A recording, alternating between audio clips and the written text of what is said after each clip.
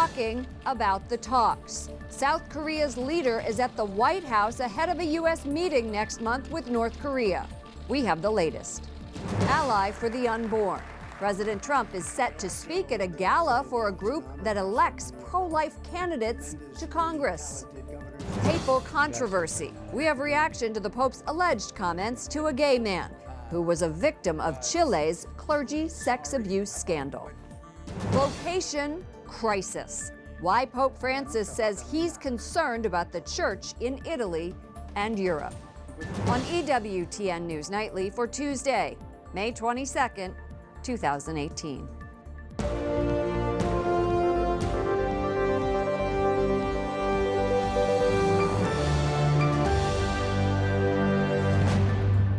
Good evening from Washington, D.C., and thank you to those of you joining us from around the world for news from a Catholic perspective. I'm Lauren Ashburn. President Trump issues a warning. He won't meet with the leader of North Korea unless he meets certain conditions. The president hopes to convince Kim Jong-un to get rid of his nuclear weapons. Today, President Trump met with the president of South Korea in preparation for the historic summit, which is now just 3 weeks away. White House correspondent Mark Irons reports. Good evening, Mark. Good evening, Lauren. President Trump says you never know about deals, whether they're going to happen or not. In this case, he admits even the timing of his summit with North Korea may be delayed, but the leader of South Korea says the fate and future of the Korean Peninsula hinges on these talks. I want to thank everybody for being here. President Trump huddles with South Korea's president in the Oval Office. The two focused on how to deal with North Korea. North Korea has a chance to be a great country, and it can't be a great country under the circumstances that they're living right now. President Trump hopes to convince North Korea to give up its nuclear weapons in exchange for a better future. But the June 12th summit between the two countries remains in doubt. See what happens, whether or not it happens. If it does, that'll be great. It'll be a great thing for North Korea. And if it doesn't, that's okay too. President Moon Jae-in of South Korea met with North Korean leader Kim Jong-un just weeks ago. It was the first meeting between the two Koreas in decades. Moon is Catholic, presiding over a country that enjoys religious freedom. Pope Francis visited in 2014. But religious freedom is non-existent in the North. Frank Gaffney, the CEO of the Center for Security Policy and an advocate for persecuted Christians, says special torture is reserved for North Korean Christians and their entire families. It has to stop because it's symptomatic of what's wrong with that regime that we have to address if we want it to stop being a threat to us. Gaffney hopes President Trump will press the issue of Christian persecution with Kim Jong-un. I just am prayerful that that means he's going to see it is his duty to try to alleviate the plight of others who don't have any other place to go. President Trump did predict an economic revitalization for North Korea today if they abandon their nuclear weapons program. The president says if Kim Jong-un agrees to those terms, then China, Japan, and South Korea would invest large sums to make North Korea great. Lauren? White House correspondent Mark Irons, thank you. President Trump will solidify his standing with the pro-life community tonight when he addresses the Susan B. Anthony List Campaign for Life Gala. It's the first time that we've ever had a president come and speak to our group, and I think it really shows how seriously he takes the pro-life issue, how much he's embraced pro-lifers and our movement. Susan B. Anthony List helps elect pro-life politicians to Congress. The group also plans to give an award to presidential counselor Kellyanne Conway tonight. Organizers say her presence on the campaign trail was one of the first indicators Donald Trump was serious about protecting the lives of unborn babies. Professor Robert George of Princeton tells Congress colleges are becoming echo chambers that lead to indoctrination. The prominent legal scholar and Catholic intellectual is warning lawmakers about the dangers. Jason Calvi has the story. Good evening, Jason. Good evening, Lauren. Conservative speakers have been shouted down on campuses across America. Schools have disinvited them, citing concern over safety and protests. But Professor George tells me these stories make headlines, but are symptomatic of a much larger problem. Education depends on people opening themselves to intellectual challenges, to considering the possibility that they might be wrong, to acknowledging their own fallibility. Unless people are willing to engage seriously the best counter-arguments to positions they happen to hold, no education will occur. All you will get is dogmatism and groupthink. Professor George tells the House Oversight Committee that in his 33 years at Princeton, he's never been intimidated or abused. But he says many other schools shut down conservative views on climate science, abortion, and sexual morality. He says this leads to groupthink and is a threat to American values. This hearing today comes as a pro-life leader writes about this issue in the Wall Street Journal. Kristen Hawkins of Students for Life says pro-life displays are often vandalized, speeches canceled, and unusual security fees are charged when they do host pro-life speakers. Lauren? What did Democrats on the committee have to say about today's testimony, Jason? Representative Jamie Raskin of Maryland says college campuses need to stay open to differing points of view, but he also says conservatives are guilty of doing the same thing. And Raskin says Georgetown University hasn't recognized Hoyas for Choice, that's a pro-choice student group. He also blasted President Trump for criticizing the media. Capitol Hill correspondent Jason Calvi, thank you. A 3-day series of school safety discussions starts today in Texas. They will cover a variety of topics, including the possibility of arming teachers. Governor Greg Abbott says the state needs to do more to keep its students safe. Parents, students, teachers, and others are invited to take part. So are people on both sides of the gun issue. The meetings come days after a gunman kills 10 people at a Santa Fe high school. Top military officials vow to take all necessary steps to deal with Iran's support of terrorism. The Defense Department is moving forward to ratchet up pressure following the U.S. withdrawal from the 2015 nuclear deal. Correspondent Wyatt Goolsby is at the Pentagon. Good evening, Wyatt. Good evening, Lauren. Pentagon spokesman Colonel Robert Manning says the U.S. is still mapping out what steps they will take next to confront Iran, but the Trump administration is already taking action, imposing new sanctions on Iranians who are supporting Shiite rebels in Yemen. The U.S. is stepping up efforts against groups backed by Iran. For example, the Houthis in Yemen, Hezbollah in Lebanon, and Hamas in Gaza. The Treasury announcing today it is blacklisting 5 Iranians for helping Shiite rebels launch missiles from Yemen into Saudi Arabia. It comes one day after Secretary of State Mike Pompeo promised to turn up the economic and military pressure on Iran. No more wealth creation for Iranian kleptocrats. No more acceptance of missiles landing in Riyadh and in the Golan Heights. No more cost-free expansions of Iranian power. The Iranians are responding with tough talk of their own. President Hassan Rouhani mocking Pompeo, saying the Secretary of State makes strange remarks. Rouhani calls Pompeo's speech funny and ridiculous. A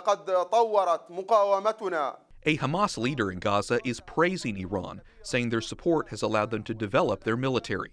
Israel, a sworn enemy of Hamas, is thanking President Trump. No enrichment, tough sanctions, and Iran should get out of Syria. We believe this is the right policy. We believe it's the only policy that can ultimately guarantee the security of the Middle East and peace in our region. But peace in the region is volatile. In nearby Iraq, security has been tight since the country's parliamentary elections. What I was asking about was specifically Iran. Today, I pressed a coalition general serving in Baghdad on what the Iraqis are doing to stop Iran.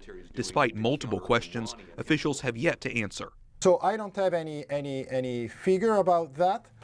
Our task is to defeat ISIS and to fight against ISIS. Now, this is not the first time we've got the cold shoulder when we've asked questions about Iranian-backed Shiite rebels in Iraq. Military officials serving in both Iraq and Syria tend to avoid questions specifically about policy, including Mike Pompeo's speech, but it definitely was the elephant in the room today. Lauren? Wyatt, President Trump announced that he would pull the U.S. out of the Iran nuclear deal 2 weeks ago, and there are still European leaders who are trying to convince the administration to renegotiate. Any chance that will happen? Well, the Trump administration says it wants to make a new deal with Iran, and they want to open up trade with them and help our European allies as well, but it's not likely going to happen, especially the fact that Iran is not likely to accept the U.S. list of 12 demands that Pompeo laid out, which includes pulling all of Iran's forces out of foreign countries. Lauren. Correspondent Wyatt Goolsbee reporting from the Pentagon. Thank you, Wyatt. The Archbishop of New Delhi, India, wades into politics, urging Catholics to pray for democracy ahead of national elections next year. Christians make up only 2% of India's population, and attacks on minorities have risen in recent years. The ruling political party has rebuked the Archbishop's comments. Pope Francis says he's worried about the, quote, hemorrhaging of nuns and priests in Italy and Europe. La prima cosa che a me preoccupa è la crisi delle vocazioni. Francis tells Italy's bishops he's concerned about the crisis of vocations in a region of the world that once was one of the biggest sources of Catholic missionaries. The number of Catholic priests worldwide dropped by around 150 in 2015. But in Europe, there are 2,500 fewer priests now than in 2014. Pope Francis will meet in early June with another group of Chilean victims of clergy sex abuse. The Holy Father has invited 5 priests who the Vatican says were sexually abused by a Chilean priest, Father Fernando Caradima.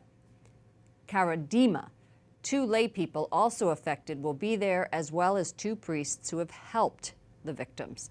All of the guests will meet with the Holy Father and stay at his residence in the Vatican. In Chile, a Catholic bishop is suspending 12 priests following allegations of sexual misconduct. Bishop Alejandro Goich is also apologizing for not acting sooner. The suspension comes days after every bishop in Chile offered to resign over what Pope Francis said was their grave negligence in investigating abuse and protecting children. And one of the main whistleblowers in that scandal, Juan Carlos Cruz, is sharing more of his private conversation last month with the Holy Father. I don't want to be naive and think that, after this, everything's going to be solved. But in terms of abuse and in terms of what he said to me about the gay issue, I really met a man that is sincere. Cruz is also a victim of Father Caradima. He met with Pope Francis earlier this month and says the Holy Father told him, quote, "The Pope loves you this way. God made you like this, and he loves you." The Vatican has not confirmed the comments. Daniel Mattson, author of Why I Don't Call Myself Gay, joins us from Rome. Welcome back to the program, Daniel. It's great being here with you, especially here in Rome. What do you make of the Pope's alleged comments? The Vatican hasn't commented yet. And does this signal a change in the Church's approach, in your view?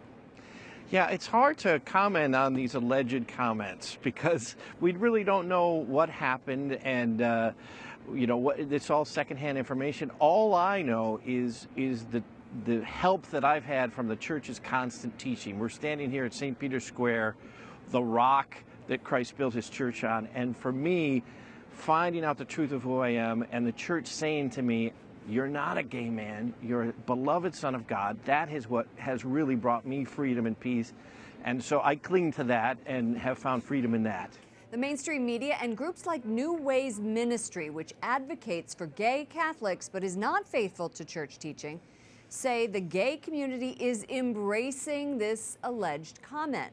How do you reach out but also promote chastity and the Church's teaching? Well, I think first of all is showing that we ourselves have found peace and freedom through following chastity. I think that's the key. That the sad thing is the media doesn't really have any interest in somebody like me who's actually embraced the Church's teaching. All they really care about is somebody who wants to go against the Church's teaching. I'm hoping this conversation can maybe bring some attention to the good work of the Courage Apostolate. And we are literally a sign of contradiction in the world that says chastity is the only place you're going to find peace, freedom, and fulfillment. And that's really why I'm here in Italy, to promote that idea.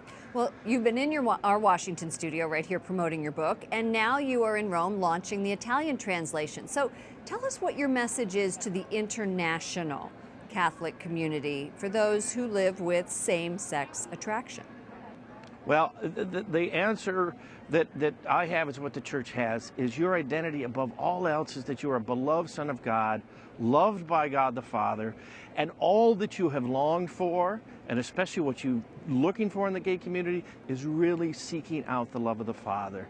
And the church is where you will find peace, freedom, and fulfillment. And I just wish that message could be promoted. And so I'm grateful for you having me on the air. And so there's an Italian version, there's going to be a Dutch version, a Polish version, and a German version of my book. Why I don't call myself gay is because I'm a beloved Son of God. That's who I am. Daniel Mattson, author, Why I Don't Call Myself Gay. Thank you for coming on the program. Thanks for having me. And in Australia, an archbishop is convicted of covering up child sex abuse. Archbishop Philip Wilson of Adelaide pleaded not guilty. The 67-year-old is the most senior Catholic cleric in the world convicted of covering up abuse. He will be sentenced next month. Coming up, the recent election in Venezuela and why the world community is questioning the results, and how Catholics are helping communities devastated by natural disasters.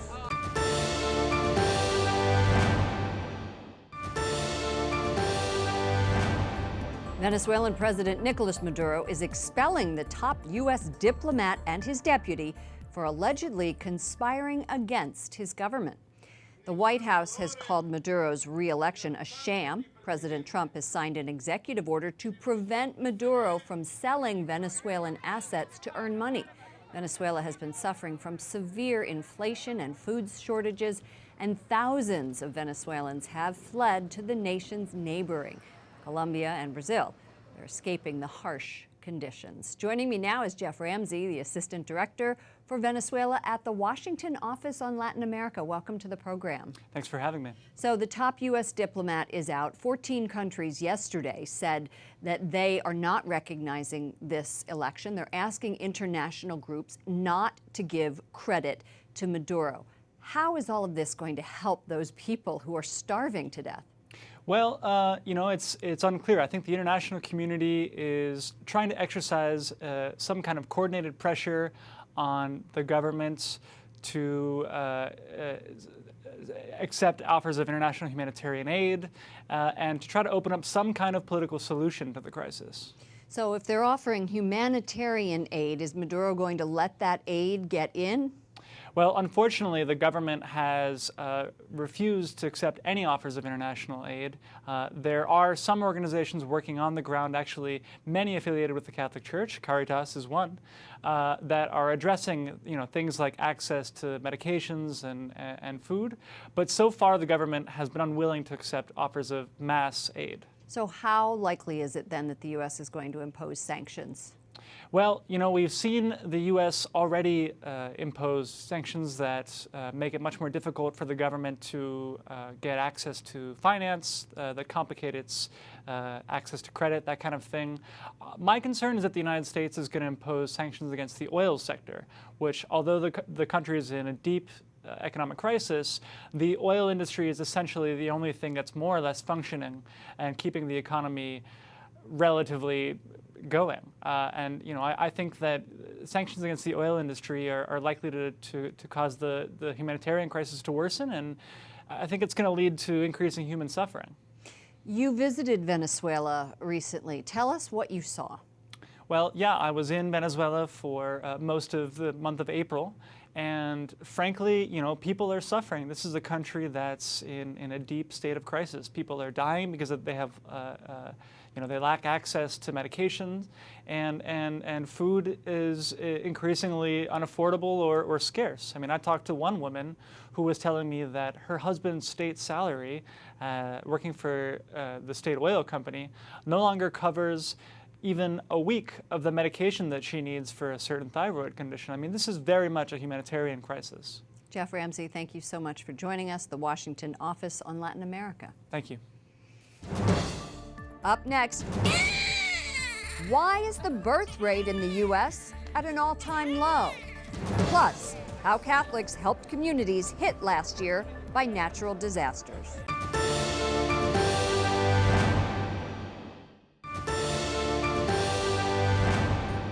American women are having so few babies that the U.S. fertility rate has fallen to its lowest number in 40 years. The replacement fertility rate of 2.1%, that's enough to renew the population, is typically viewed as an optimal level for stability. According to the National Center for Health Statistics, the total fertility rate for 2017 fell to 1.76 births per woman. Joining me now is Brad Wilcox, director of the National Marriage Project at the University of Virginia. Brad, welcome back to the program. It's good to be here, Lauren. Break down these statistics for us. We've seen fertility rates continue to drop since 2008. How does this consistent decline affect the country? What this means is that there are going to be fewer kids growing up, fewer adults in the workforce, and this will pose longer-term challenges to programs like Social Security and Medicare that depend upon a large number of adults in the workforce to help pay for those older entitlement programs. Is this a reflection of people waiting longer to get married or postponing family for career goals? So yeah, this is a reflection of a lot of things that are happening, but one big story here is that young adults in America today are postponing marriage, and that means that they're going to have a lower odds of having one kid, two kids, and obviously more kids than that. It's also a reflection, too, of the fact that we're seeing among younger adults today, fewer and fewer younger adults actually kind of dating, fewer young adults marrying, and fewer young adults actually having sex. And all those things have obvious implications for births in America. What role does the economy play in all of this? Is it the unemployment rate or any other economic indicator? Are they factors in birth rates and fertility rates? I think that, yeah, the surprising thing is that typically when the unemployment rate falls, the birth rate tends to increase. And that story has stopped being true since 2014. So we've seen employment going up, but births are continuing to fall. So something besides just the unemployment rate is driving this new pattern here in the United States. Does this reflect a change in how society views marriage and its purpose? Yeah, I definitely think that younger adults are more gun-shy when it comes to getting married today, and that's certainly part of the story. I think also they're having more difficulty just kind of getting together. We're seeing also dating come down, kind of just socializing come down, and we think that part of the story here is that younger adults are spending more time on screens and less time socializing in person, which has obvious implications for their ability to sort of meet someone, marry someone, and then go ahead and have kids. We see this all the time with teens who just are glued to the devices, even very young children, 3, 4, 5. What can we do to reverse this trend, if anything? Well, some work done by Jean Twenge, a psychologist, suggests that, as with many things, it's about kind of moderation. And what her work suggests is that for teenagers and probably the rest of us, sort of spending about an hour with screens, whether it's, an iPod or your iPhone, is fine. But sort of spending a lot more time than that is related to less socializing, more depression, and other negative outcomes. So I think it's about trying to foster, an ethic of moderation when it comes to our use of these devices. So funny, we have to wrap up, but it's so funny because we see this in depression. Suicide rates are at an all-time high. I'm wondering if in 15, 20 years we're going to look back and say, boy, the iPhone and all of that technology really contributed to the worsening conditions of society. Brad Wilcox, director of the National Marriage Project at the University of Virginia, thank you, as always, for your insights. Thanks for having me on, Lauren. Catholic Relief Services is providing education and money to fight the Ebola outbreak in the Democratic Republic of Congo. The group says the virus can be stopped with the help from the international community. And today, the U.S. State Department announced an additional $7 million in aid to help. The recent outbreak has killed 26 people. American Catholics have donated nearly $60 million to survivors of recent natural disasters across the U.S. and in Mexico. The U.S. bishops initiated the collections through Catholic Charities and Catholic Relief Services. More than $37 million were raised to help after Hurricane Harvey struck Texas. One bishop says the support of parishioners is an act of charity and a reflection of love for neighbor. Before we go, a programming note. Join me here on EWTN Thursday morning for the 14th Annual National Catholic Prayer Breakfast. Hear speeches from prominent Catholic public figures, including Speaker of the House Paul Ryan, Kansas City Archbishop Joseph Naumann, and join me and News Nightly's Jason Calvi for live coverage and in-depth interviews starting at 7 a.m. Eastern this Thursday on EWTN. For all of us here at EWTN News Nightly, to all of you around the world, thank you for watching. I'm Lauren Ashburn. Let's keep in touch online. Follow me at Lauren Ashburn on Twitter and Lauren Ashburn EWTN on Facebook. Good night and God bless.